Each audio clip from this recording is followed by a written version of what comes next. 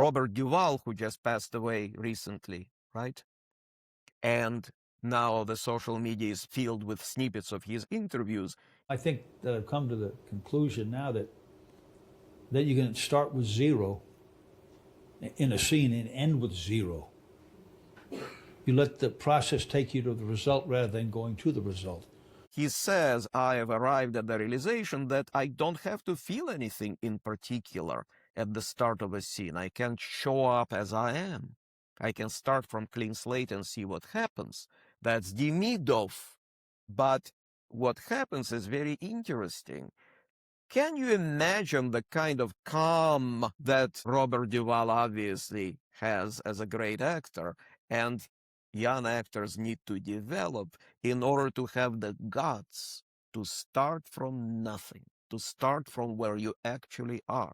But that is what Demidov is teaching you from the very first lesson.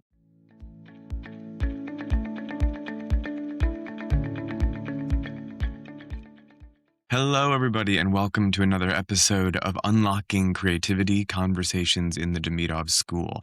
I am Nolan Hennelly, and with me, as always, is Kimon Fioretos. Both of us are certified teachers in the Demidov School, and we are joined, as always, by Andrei Malaev-Babel, head and certifying master teacher of the Demidov Association. So, let's talk today about calm. This is something that we've been wanting to talk about for a while now, Kimon and I. And if you've listened to a lot of the other podcasts, you'll hear it kind of trickling into all of them in a way. But we've never had time to really dedicate to just talking about the Demidov culture of calm. So we thought today would be the day. So I wanted to get started. Are you calm enough? I don't know. Yeah. Broadly, Andrei, what is the Demidov culture of calm? Well, it's interesting. There are a couple of things that without certain explanation is very controversial thing to share with actors, right? Because the moment you talk about culture of calm and acting, a lot of eyebrows could be raised, such as, wait a second, are you telling me I'm supposed to be calm when I am acting? What about experiencing? What about emotions? What about surrender and so on and so forth, right? And so a lot of misunderstanding comes out of it. We have an even more controversial culture, and that is culture of passivity, which we will touch upon very briefly because sometimes Demidov couples it up. We will maybe later down the road talk about it. That's also very controversial. Passivity? Are you telling me I should be doing nothing? When everybody knows, according to Stanislavskian, the very core of it is action, right? Shouldn't I be constantly doing something? And you're telling me to be passive? Shouldn't I be really emotionally warm and present? And you're telling me to be calm? What on earth is going on, right? So I think that's one of the things to explain. And of course, Demidov has this very interesting philosophy, which is based on how we are wired as human beings, based on the laws of physics, as strange as it may sound, because I don't know about you guys, I paid no attention to physics in school because I knew I will be in the arts. So why do I need chemistry, physics, biology, right? So look what happened. So, and now with Demidov, of course, I'm very sorry that I didn't pay any attention because, of course, all of it, and when it comes to the culture of calm, we will have to talk about certain laws of physics. It's unavoidable. And the same is true with the culture of passivity. But Demidov has this very interesting way of looking at this problem, which, yes, is physics. What is preventing an airplane from just rising into the air, or all of us from just flying? Gravity. What is the airplane using in order to get onto almost any height? Gravity. Because the way that it all works, it uses the thickness of the atmosphere, which is gravity, to climb higher and higher and higher. So that's how it gets to fly. But the very same thing that is preventing it from flying, gravity, is responsible for actually allowing it to fly. The same thing with calm. Apparently, the very same thing that supposedly is the enemy of emotions is allowing us to find ourselves in the heightened emotional realm. And the very same thing that is seemingly the enemy of activity, such as passivity, is what's allowing us actually to not work on activity, to not force activity, to not push, which is what a lot of actors are doing, but surrender to it. So the culture of calm is something that I have to share a secret with you. I think that for the 20 years that I've been teaching Demidov, sometimes my students take everything that I give. Sometimes they take some of it and leave some behind, right? Only to come back to it later. Let me tell you something. The culture of calm is something that each and every student that I've been teaching Demidov for the last 20 years have always hold on to. It's interesting, isn't it? Because they do realize that it is paramount, it's very important. Now, that's not the only thing, obviously, because if you're calm, but you're not using that calm in order to dare, in order to actually be bold and surrender to the emotions, then of course, why do you need that calm? So, in a nutshell, before I turn it over to you, why did I mention physics? Well, imagine a hurricane. I live in Florida, I live in Sarasota, so we actually had hurricane come through our town very, very recently. It happens once in a century, right? We've been spared, but nevertheless. And I remember walking out onto the balcony approximately half hour before the hurricane landed and feeling absolute stillness of the air. The air was so still, it was so quiet and tranquil, that to even imagine that hurricane was anywhere near was absolutely impossible. I thought it's a joke, because I was in the eye of the hurricane. So apparently, in the eye of the hurricane, there is an absolute calm, absolute tranquility, and the air is so still. It is stiller than in your rooms right now. But of course, around it, you have a huge whirlpool that is very active, that is very powerful. So that's the law of physics.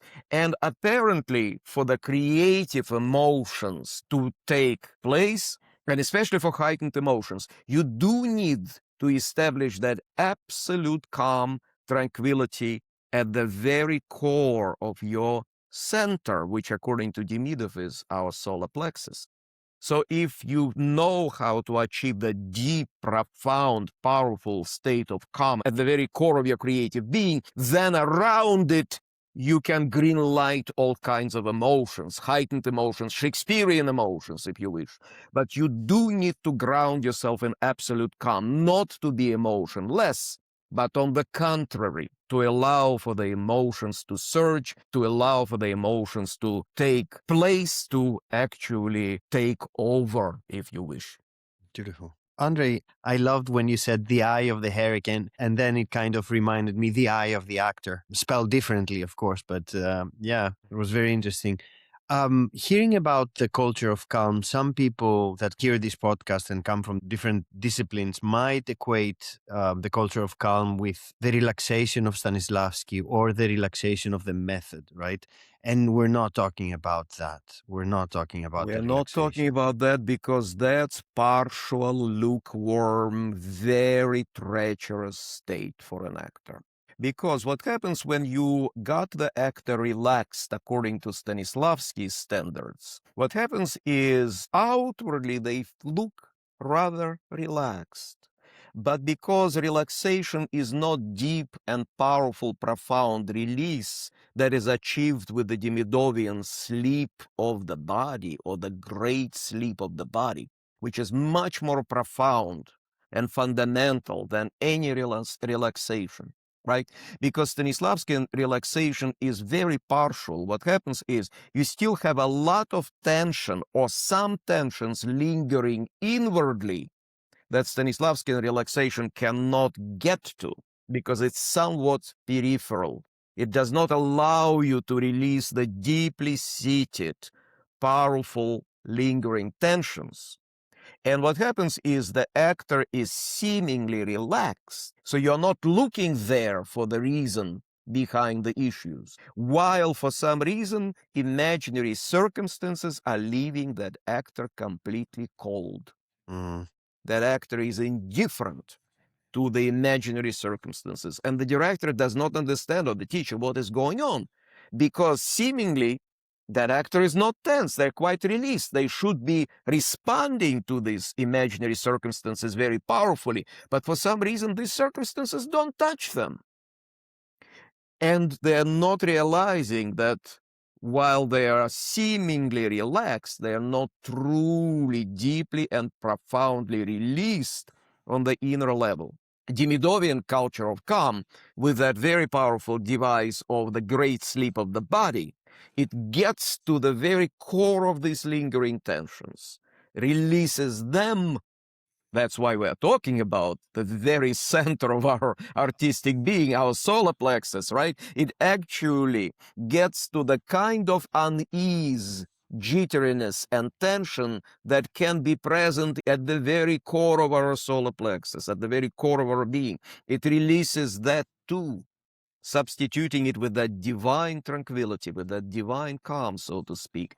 As a result, when the circumstances are horrific, as they're going to be not only in Shakespeare, but also in Arthur Miller, right, and in many other contemporary tragedies, when you get to these circumstances, they begin to move the actor into that heightened living, and they really seize power of the actor. They really begin to affect the actor, and the actor begins to respond to them and has the power and the courage to release into these experiences, to greenlight these experiences. Without that absolute calm and tranquility at the very center of your being, you won't be able to do it.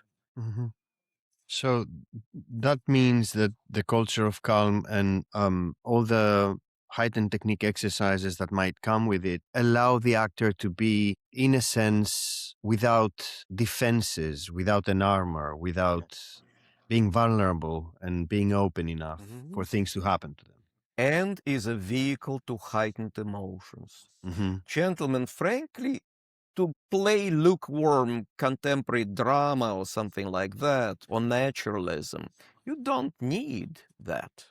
You don't need to achieve that calm and the great sleep of the body, right? Because the characters in contemporary naturalistic plays, they actually don't travel in these heightened realms as much. They sweat heightened emotions. They get nervous about these heightened emotions or heightened circumstances, but they don't really surrender to the kind of passions that Shakespearean characters are surrendering to. So you need it for tragedy, you need it for heightened comedy. You don't really need it for kitchen sink kind of naturalistic drama. Nolan, but you were about to say something. Yeah, it's funny. Sometimes, we talk about topics that only once we start unfolding them do I realize how deeply I've been steeped in it for so long that I realize that it's a tremendous privilege of mine to have been studying this for now, over 10 years, and to realize just how important the culture of calm has become to me, and also how different it is from other actors' experiences. And I think what you were saying, Andrei, about how actors come back to you and say, this is one thing that I've always kept with me, is because once you experience acting from a place of a true artistic calm, then even those, milquetoast, lukewarm dramas can become something so much more satisfying to you as an actor that playing them night after night stops becoming so, what can sometimes be kind of tedious depending on the quality of the writing. It's a great and wonderful gift. And Kimon, something you were saying about when you mentioned relaxation made me really think about kind of splitting the difference of the term relaxation and calm. If you come home at the end of the week and have a glass of wine, maybe I'm relaxed, but often I'm distracted. I'm not ready for some great creative experience, but I'm relaxed. I'm not stressed. And I think sometimes about, some actors I've seen backstage, and with all their bluster and kind of, aggressive confidence and ego, they're so cool about everything. But it's a tremendous amount of stress. That's not calm either. There's a whole performance of being sort of relaxed or too cool to care, which is, its own trap to fall into. There's so many different things to unpack here. I'll just share one more thing. It's been snowing a lot lately in New York, and I walked out the other night and there was nobody out because it was, had been blizzarding and it was just absolutely dead quiet. And I was walking my dog and I heard about a block away the sound of two children playing in the snow. But because there was nothing else happening, the sound and the joy of those two children came to me so clearly because the night was so calm.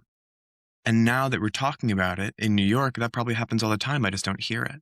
And it makes me think how connected this kind of culture of calm is to singularity and the ability to be singular, because it was a singular experience hearing those children and only possible because of that calm.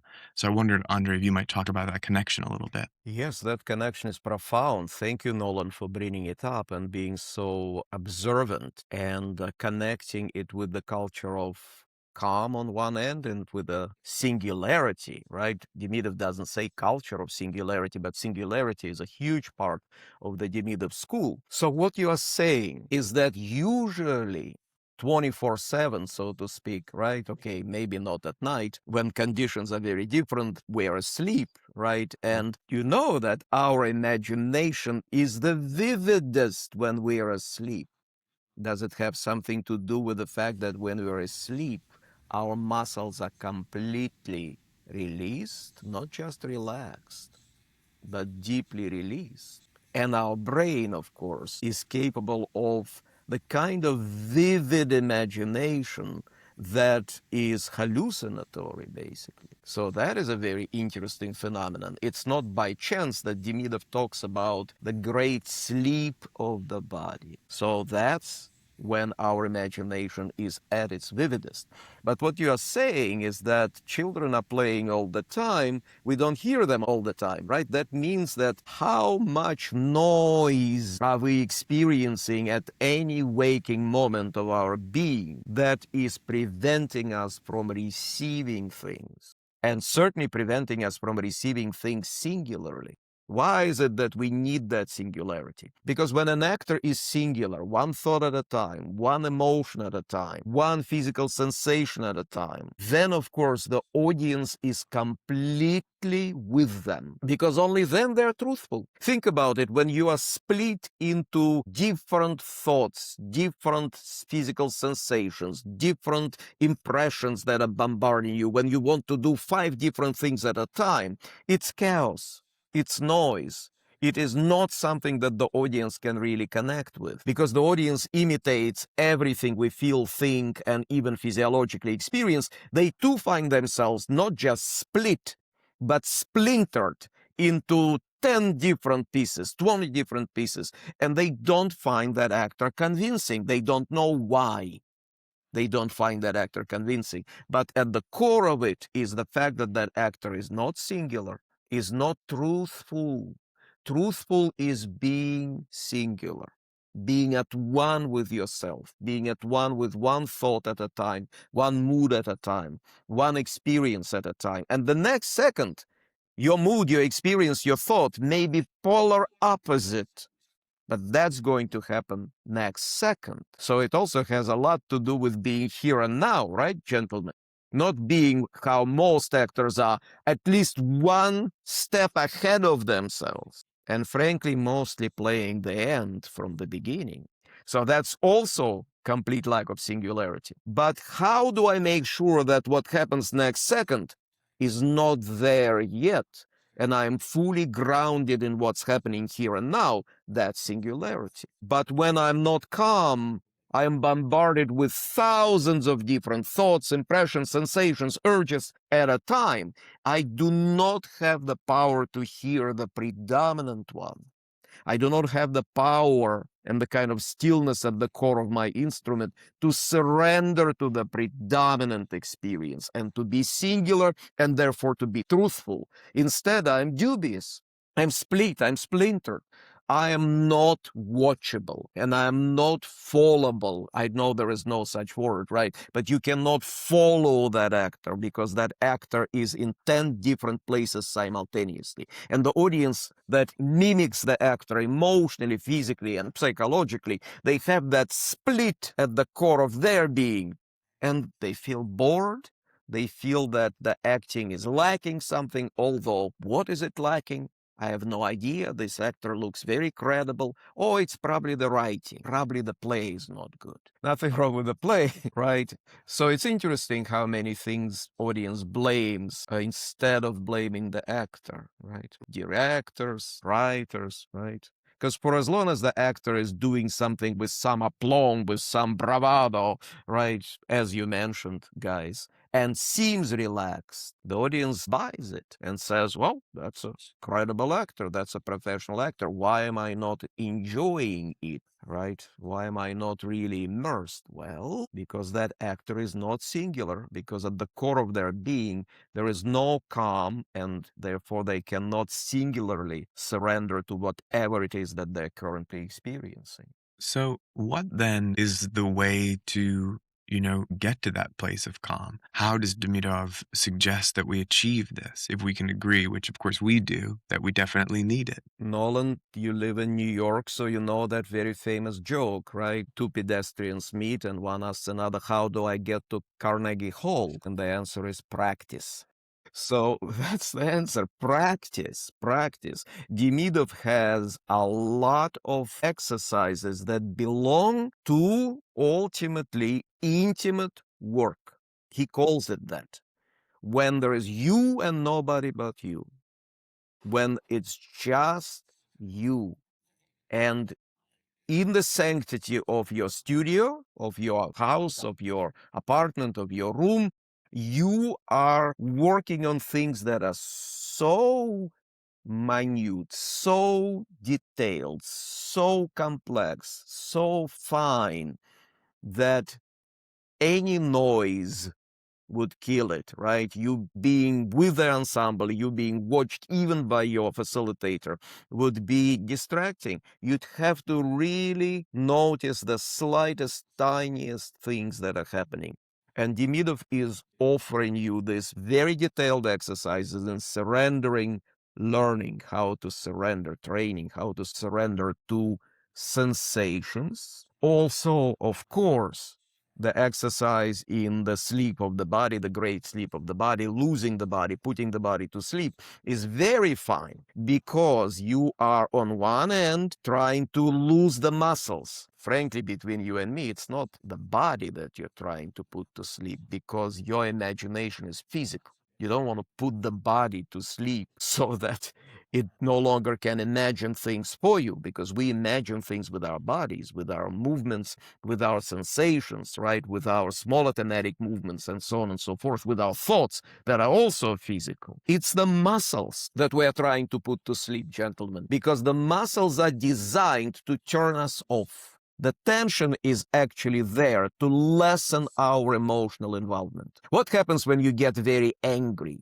Your fists clench. Why? Because they're saving you from doing a lot of very unfortunate things you would later regret, right? So that's what happens. The tension is there, muscular tension is there to lessen your experience, to actually diminish your emotions, to save you from getting emotionally involved. Arguably in life, it's a benevolent thing. But what about on stage when the same mechanism of tension that has been practiced in life for as long as you lived, right? If not inherited from your ancestors, the same mechanism of tensing when the emotion approaches kicks in. And you need to play King Lear, and you need to play Hamlet, you need to play Ophelia. How do you actually go there when your muscles are trying to turn you off emotionally?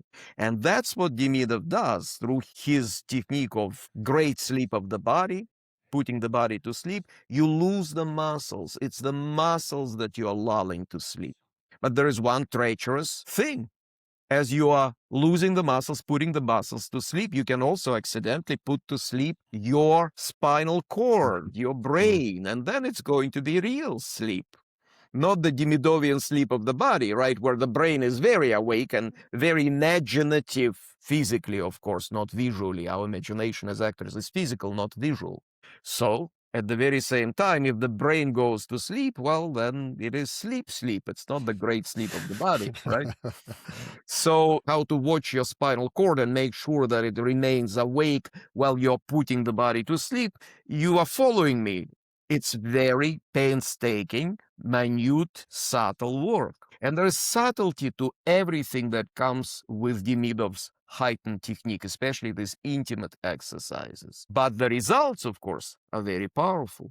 So that's something to remember, that Demidov does not start with it. Demidov does not send his students to exercise these very subtle and delicate things until they've developed bulletproof instincts that are connected with the art of living on stage.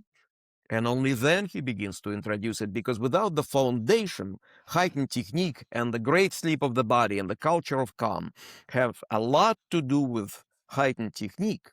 But here is a question that I have for you, gentlemen.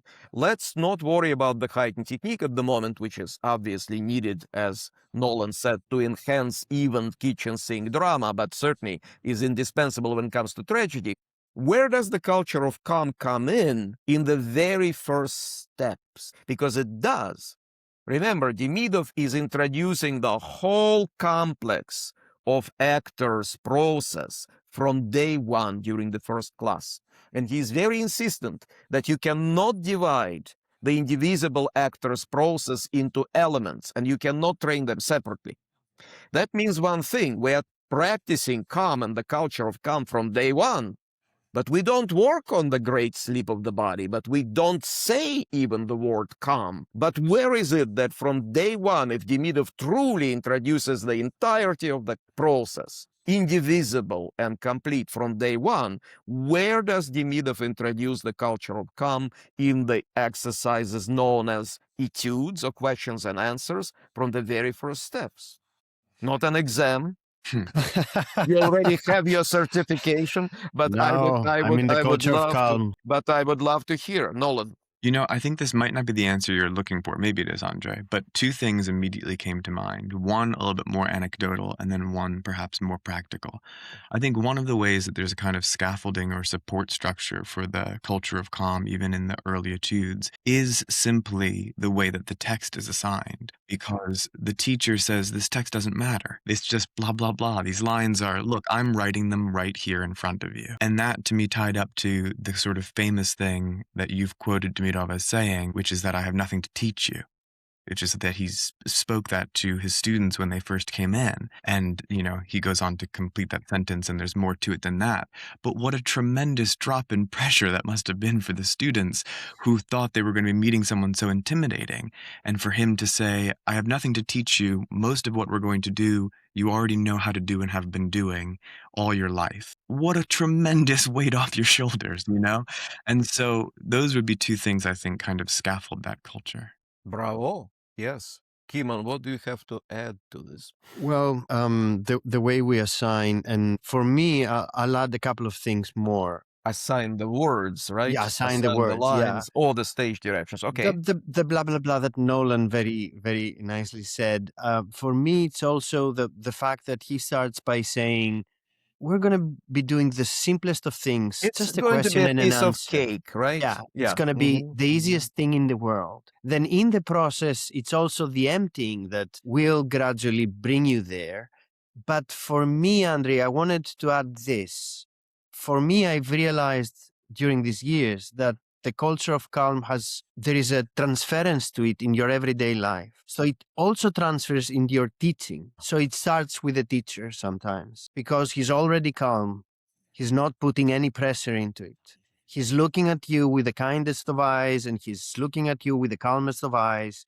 And I think there is a transference there that starts from the teacher, the teacher's teacher voice. is modeling calm, right? The Demidovian teacher. The Demidovian teacher, yeah, exactly. Very true. Yes, all of it is very, very true. So in other words, the stakes are lowered. Another thing to mention, the Demidovian teacher pretends to not notice 90% of mistakes that the actor is doing. For example, if another teacher would be pointing to 10 mistakes after an exercise, Demidovian teacher will praise first for what was right, and then point out one mistake that probably caused another 9, and would also know that with repetition, with time, mistakes will work themselves out, but that if you keep pointing every mistake, which a lot of teachers think that's what their job description is, mistake, mistake, wrong, wrong, wrong, right? Before you know it, these actors' faith in themselves, these actors' confidence in themselves has been ruined. They're afraid to even enter the stage because even before they enter the stage, it looks like the teacher is screaming, mistake, mistake. The moment they enter the stage, the teacher is saying wrong, right? The moment they're about to open their mouth, the teacher is already saying, like Stanislavskian, I don't believe you. Can you imagine the stress of constantly hearing, I don't believe you, wrong, false? Give that person a chance. So that anti-stress environment that Demidovian teacher is bringing absolutely is culture of common practice. Also, as actors are repeating the lines, you realize what's happening. Later, it's going to become the very sophisticated, emotionally tactile method of reading the lines. But the beginning of the emotional tactile method of reading the lines is already there when we're just saying, okay, this is your text, this is your text. You're going to ask your partner, how do you like this weather? And your partner is going to say, the weather is great. Okay. And of course, I know that lines mean nothing in the beginning, that maybe the weather is great, maybe the weather is not great. So how about that in terms of pressure? Because an actor who is receiving the lines and, oh my God, I'm supposed to really like the weather. I'm supposed to be ecstatic about it, right? Oh my God, how I'm going to find that joy. But Demidov says, wait a second, what's outside? Nasty weather, rain, right? Okay. Yeah, but my lines are saying, how do you like this weather? The weather is great. Yeah, great. But wouldn't you be able to say these lines even if you saw that the weather was nasty? And the actor is saying, yeah, I would have said, how do you like this weather? Yeah, weather is great. Oh my God, suddenly I don't have any responsibility. Whatever I feel goes, whatever I think goes. Okay, that's not where it ends. We know very well that through that ingenious strategy that Demidov introduces, our actors end up literally embodying the lines, doing the most difficult thing of all. Whatever it says, I become. Without that, you can't play Shakespeare. But it's not going to start here. It's going to start with the lines are elastic. They don't really mean anything. Before you know it, this actor is eased into surrendering to their actual experience. And surrendering to your actual experience is nothing to sneeze at. Robert Duvall, who just passed away recently, right? And now the social media is filled with snippets of his interviews. I think that I've come to the conclusion now that you can start with 0 in a scene and end with 0. You let the process take you to the result rather than going to the result.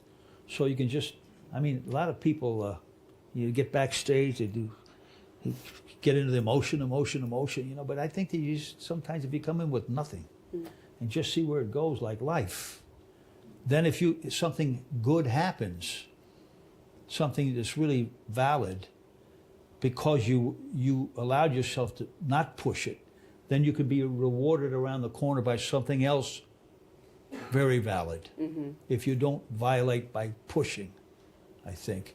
He says, I have arrived at the realization that I don't have to feel anything in particular at the start of a scene. I can show up as I am. I can start from clean slate and see what happens. That's Demidov. What happens is very interesting. Can you imagine the kind of calm that Robert Duvall obviously has as a great actor and young actors need to develop in order to have the guts to start from nothing, to start from where you actually are?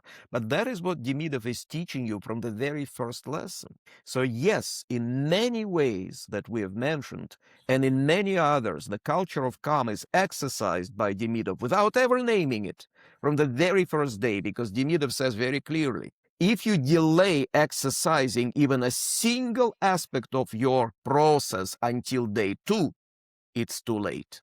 You either introduce it all from day 1, or introducing anything even day 2 is going to be too late. You either exercise the totality, the holistic totality of your experience, or your experience is actually not sound. And once you experience a not sound creative state rather than sound creative state, it becomes a habit. You cannot afford to lead the actor to something that is incomplete and hope that they will pick up other things later. You have to immerse them in the totality of their experience, where the culture of calm, of course, is present from day 1, along with many other things. But all you are doing is a very simple exercise, the genius Demidovian questions and answers. I think one of the things we haven't mentioned about the etudes, especially the early etudes, and it's something that I think allows that calm of the teachers that we're talking about to be really and truly authentic, right? Not a put on, not a performance of calm for the benefit of the students, but a true calm, is that the scripts, the etudes, are so short. So even when an actor makes a mistake and calls themselves on it, which we've all experienced, and begins to beat themselves up, it's easy to say, well, don't worry, we'll be doing 1,000 more of these. Or it's easy to say, let's repeat it Let's right repeat now, it, yeah. right? Also, yeah, Let's absolutely. repeat it right now as well. Yeah. And so there's something really just delightful about that as well, as a way of kind of encouraging that calm, that there's going to be so many opportunities in your Demidov training. There is no big scene. There is no big event. It's a constant practice. And that also allows for a tremendous amount of calm. It reminds me of one of the times I had headshots done by a particularly excellent photographer. It was a real artist with light. His name is David Knowles. And he said he got really close with the camera before the first shot. And he said, I'm going to take thousands of pictures of your face, and almost all of them are going to be bad, but maybe 1 or 2 is going to be amazing. And he was right. And it was a way to sort of break the pressure down. But it makes me think of, how many opportunities the actor in Demidovian training has on a weekly basis. There's so many. It's a wonderful thing. When you get to that big scene, it becomes a piece of cake. Yeah. Because you've been training in a much more difficult way without ever knowing that it was difficult, so that you are prepared to slide into a scene, and when that big scene comes in that is supposed to be more complex and more difficult, Demidovian actor, Demidov trained actor, is experiencing it as a piece of cake. Because for one thing, the givens are there. The circumstances are known because they have been trained to embody the text where the circumstances are not at all known. And although, of course, that puts them in the right relationship with the circumstances, that is non-intellectual, emotional, physical, right? At the very same time, if Demidov didn't say it was going to be a piece of cake, can you imagine what these actors would think about this exercise? They would think, oh my God, I don't know who I am. I don't know who my partner is. I don't know what I want from my partner, what my partner wants from me. I don't know where we are. I don't know our history, our relationship. And I'm supposed to act. But Demidov says it's going to be a piece of cake. You're going to ask a question. Your partner will respond. Complete freedom. You speak when you feel like speaking, how you feel like speaking. And of course, he does another thing, which also has a lot to do with calm. He supports you every second of the way in the beginning. The moment you woke up and you're about to panic because you're empty, still you don't have much, he says what? Correct. Correct. Is that not the culture of calm? Correct. And you are beginning to say to yourself, okay, I guess I haven't failed yet.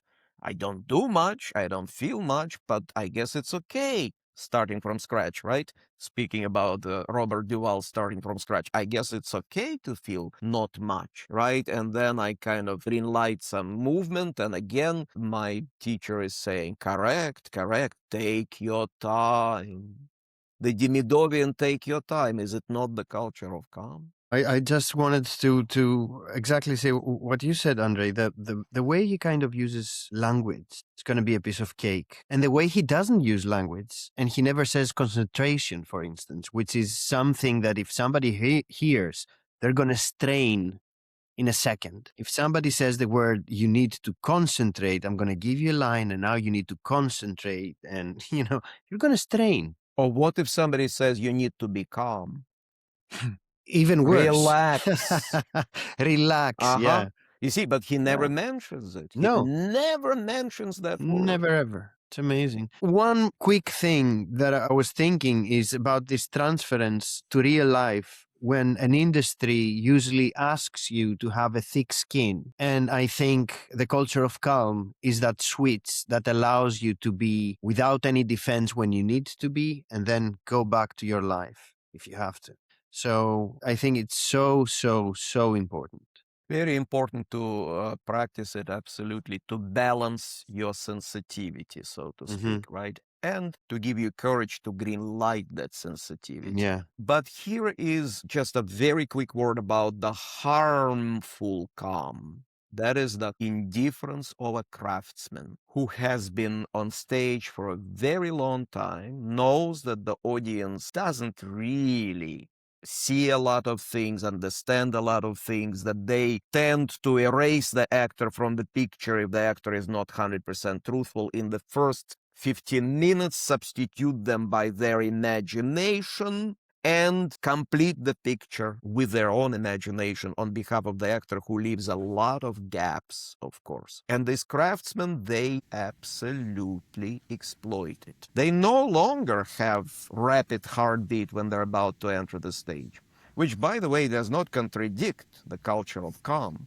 The culture of calm is something that hits you when you enter the stage, right? And yes, you can prepare for it. But if you are no longer experiencing entering the stage as something sacred, if you're no longer experiencing this kind of trepidation, then probably you are a craftsman, then probably you are no longer an artist. And you are just a professional in the wrong sense of that word, who knows that the audience doesn't get a lot of things, and they walk onto the stage shamelessly. They don't have a character. All they're going to do is use their toolkit, right? Which helps them to create the illusion of something happening. These are very predictable tools, cliches, as Stanislavski calls them, stereotypical patterns that they're using. For this character, I have this toolkit. For that character, I have that toolkit, and that kind of cliche assortment.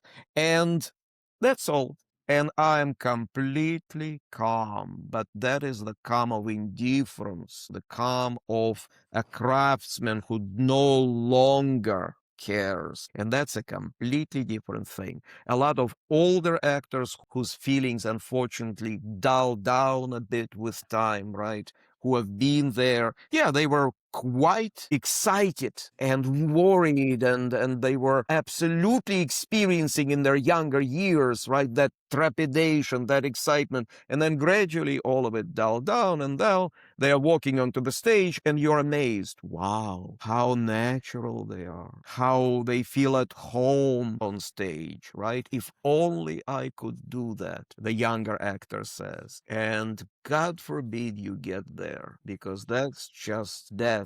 That's just indifference. That's just the cynical end of someone who has perhaps started as an artist and now is just a craftsman. Andrei, I remember now there's an expression in Demidov who says, he doesn't says calm down.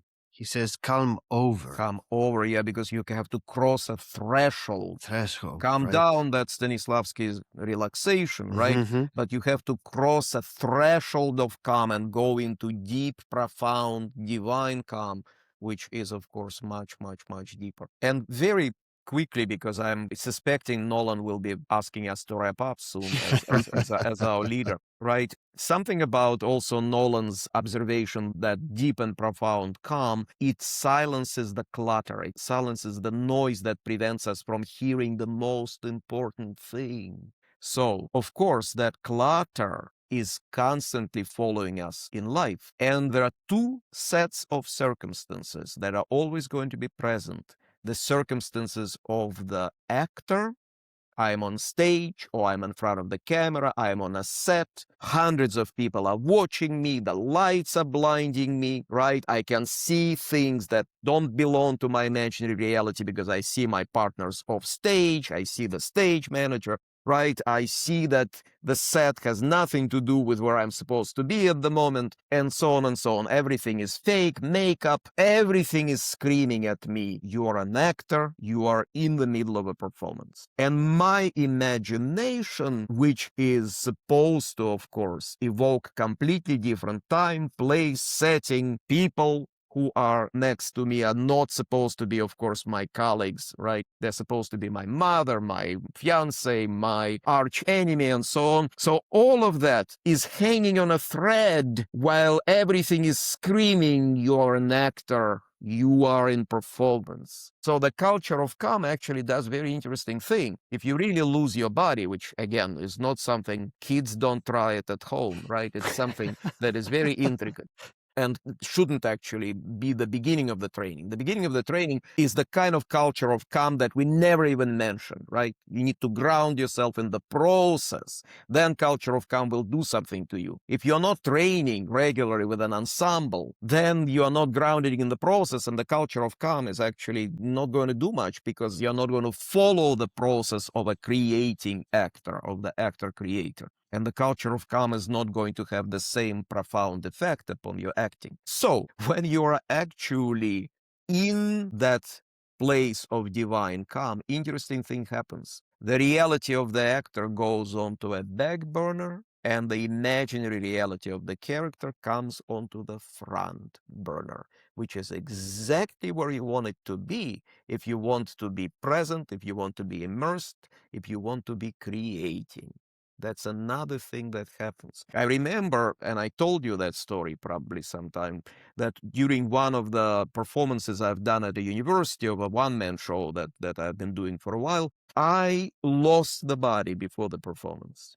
And I remember very clearly, very often before a performance, somebody who is introducing you, especially if it's a solo piece, is reciting your bio. And I remember being backstage, hearing that person who was introducing me reciting my bio and having that very strong feeling that she was speaking of someone else, not of me. Something that was supposed to bring me back into the reality of who I am, right? The reality of the actor, actually didn't, because I had absolute sensation that that person she was describing was not me. Interesting, isn't it? Yeah, beautiful. Well, as you suggested, Andrei, maybe that is the best place for us to leave it for today. Thank you, as always, so much for being so generous with your time, Kimon and Andrei. And for those who are interested in our conversation today, in the links below will be ways to reach out, ways to find masterclasses, and ways to find our longer courses as well. We should mention one masterclass coming up, right? And that is April 18th and 19th. Accidentally, it is dedicated to the culture of calm. It's a weekend masterclass, the final one in the season series of Demidov School Unlocked, April 18th and 19th. And if you want to practice the kind of things that we just talked about, that's a great masterclass for you guys. Is this one online as well, Andrei? It is an online masterclass, weekend online masterclass. Beautiful. April 18th and 19th, the Demidovian culture of calm in practice. Beautiful. We'll leave it there. Thank you so much.